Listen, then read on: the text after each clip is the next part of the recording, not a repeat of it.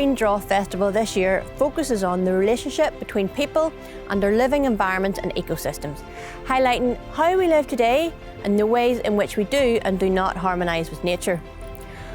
One person who thought a lot about our living environment was poet, writer and broadcaster Lough MacNeice. Brought up at the old rectory in Carrickfergus, where his father was the rector of St Nicholas's Parish Church, our coastal town was familiar to him and featured very much in his writings. MacNeice was one of the 20th century's most influential and popular poets. His writings are prolific, and so often we see him exploring, examining and reflecting on aspects of nature and the natural world to express his own philosophy on life. Carrickfergus Museum is fortunate enough to have a small but wonderful collection of material relating to MacNeice, largely thanks to his son Daniel. It includes MacNeice's christening cup and his mother's silver tea set, as well as an ornamental stone from the rectory itself. Taking MacNeice's poems Carrickfergus and Carrickfergus Revisited, we're going to explore the landscape that was familiar to the poet. It's a landscape that has undoubtedly changed, as has the living environment known to our ancestors. But many aspects of it remain visible today. I'm with local Whitehead artist Steve Diamond, who has agreed to do some chalk sketching for us. Steve and his colleagues have exhibited at the museum many times, and today he's going to help us reimagine and connect MacNeice's world with our own. So Steve, are you familiar with the work of Lough MacNeice? I first came across his poetry in 1998 in a book by Philip Orr called Oh yes, Carrickfergus Whitehead and the Great War. Yes, I know the book, yes. And of course he's here prior to World War I. I think he's a kid. Yeah. And he's fascinated by the bugle calling from sunny lands. Across the hawthorn hedge, the sound of bugles. Yes. Is that it? Yeah. Oh, as a poet, it's interesting because a lot of his poetry is about sounds. And the sound of the bugle or the sound of the sort of hooter from barn mills. Yes. Or the sound of a corncrake, and he contrasts natural sounds with the artificial human sounds, which is kind of your theme. The man-made clashing with or meeting with the natural. You see that a lot in his poetry and also just in his recollections of Carrick. I mean, he does seem to have quite sort of sentimental affection for growing up here. He talks about the piers where we are now. Yes. The left-hand one being the coal pier and the right-hand one being the salt pier.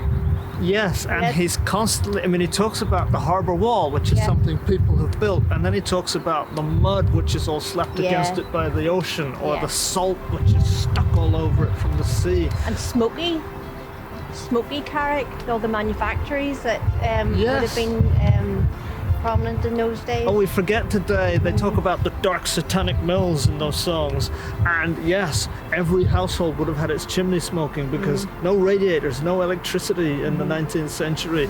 You'd have had your coal fire, and even your steam trains have a coal fire and they're belching smoke, or the steamships, the new steamships going by, belching smoke from fires. We had all the coal imports coming in as well. It was one of the highest imports through the harbour in the 1830s. Right. Coal, and then salt being one of the highest exports from the harbour. So he was still very much part of that landscape. Oh, we still export salt, yeah. but I guess then it was to keep your food fresh when you didn't have a refrigerator, whereas today it's for everybody's roads in the wintertime.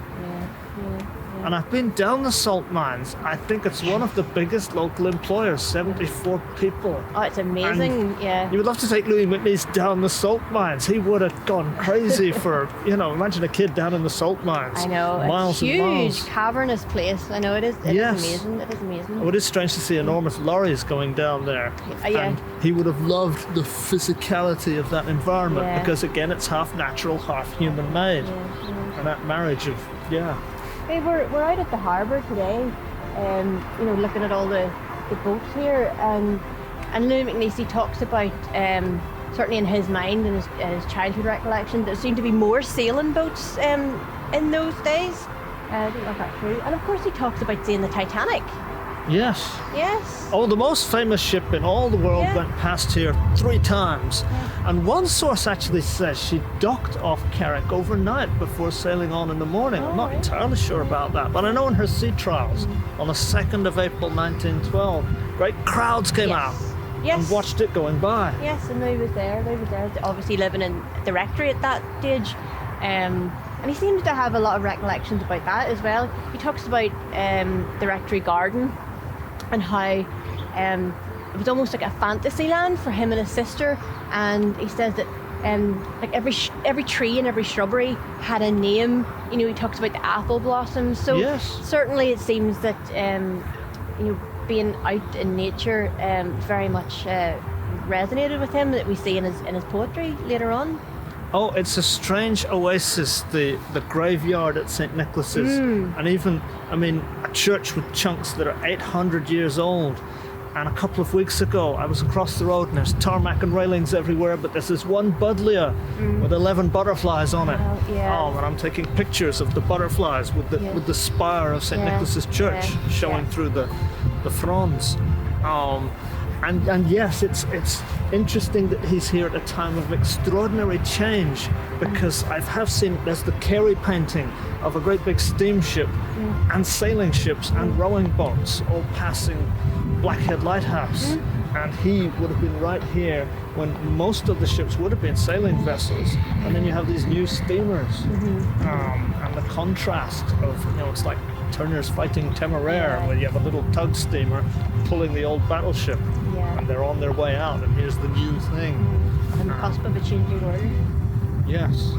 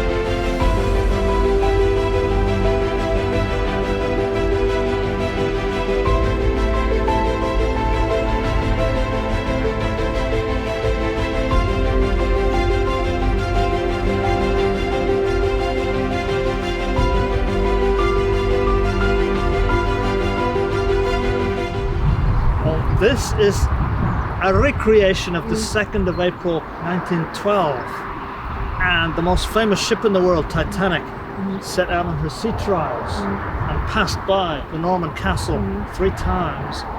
And yes, you found out Louis was there.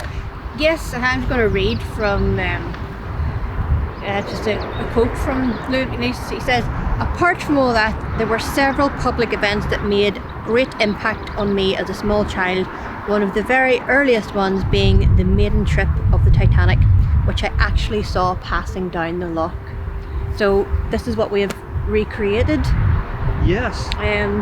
Oh, it was a partly cloudy, partly sunny morning, and great crowds all along the coast of Belfast Lough went out to see her go out. She had a skeleton crew on board, and she was doing things for safety, like testing her rudder and lowering one lifeboat and bringing it up again. And then she did a speed trial all the way to the Isle of Man. She comes back in the evening and sails up Belfast Lough, doesn't dock, and a tender comes out and someone gives her the safety certificate, and then for the 3rd time she finally sails past the castle and off to Southampton. But it is interesting that MacNeice was there. I would have been a kid in the crowds on the beach watching her go by. And a very busy harbour back then. Oh, it's the whole, it's interesting, your theme of human built constructed worlds versus the natural world, because of course you have shipbuilding in Carrick. And Roger Shipyard. Yes. Yeah. And he would have been so familiar with all the sloops and sailing vessels and yachts. And then here's this new thing with electricity on board and giant steam engines on it. And yet this pinnacle of technology is doomed. It's a very strange tale that has haunted the human imagination ever since. And people would forget that she was right here that day, that morning. And so I'm glad you found that out. I knew crowds went to see her, but I'd forgotten he would have been here 1912, absolutely.